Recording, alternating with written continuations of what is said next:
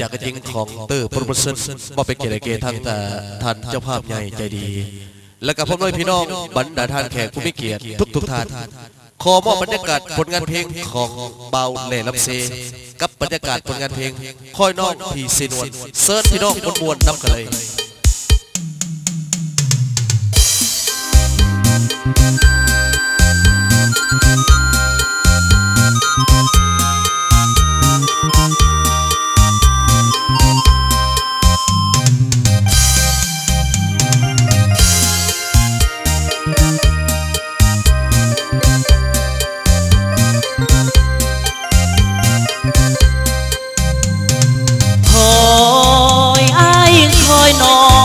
เส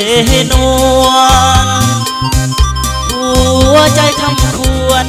สาวเสนวนน้องมีไก่บ้านนี้ไปโดยเธอ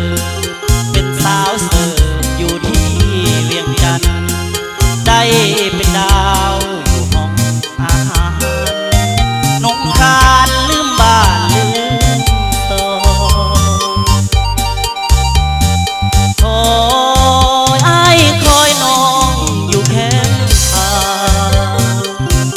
บ่เห็นน้องมา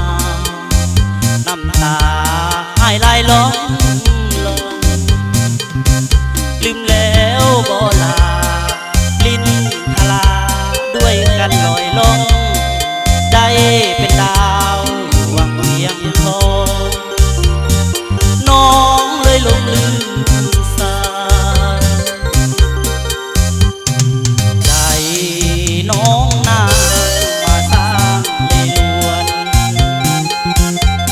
สายเส้นนวลได้ล้วนโคตรมาโคตรไปก็น้องจากลา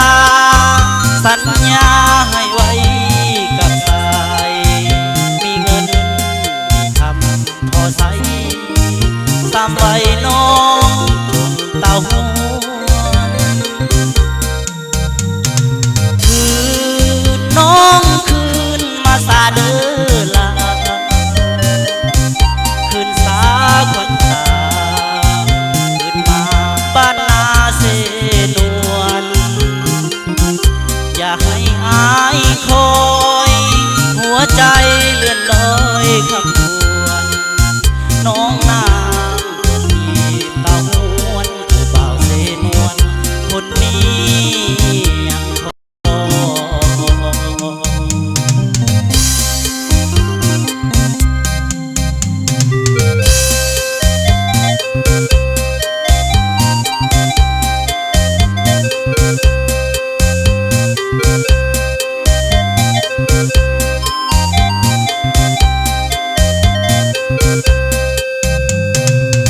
ยน้องนางมาทางเลลวนเหมือนสายเสนวนเลลวนโคตรมาโคตรไปก่อนน้องจากลาสัญญาให้ไว้กับสายมีเงินคำพอใช้